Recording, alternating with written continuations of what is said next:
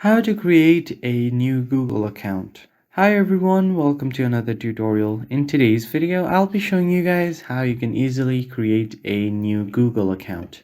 But before we begin, I want you to make sure to head down below to give this video a like and subscribe to the channel.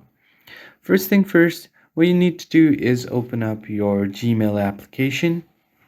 And here you will see your profile icon at the top right corner. Just tap on it. Once you tap on the profile icon, you will see all of your available emails right here. And at the very bottom, you will see add another account. Just tap on it. Now you have an option to select Google, Outlook, Hotmail, Yahoo, and many other accounts. I'm just going to choose Google and it will check your device info. You'll just have to provide your login details. And if you have set up biometrics, just enter your biometrics. Now, if you already have an account, just enter your email or your phone, or if you want to create one, just tap on create account.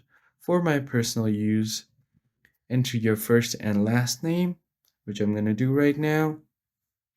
Your last name is optional, you can leave it if you want. Tap on next.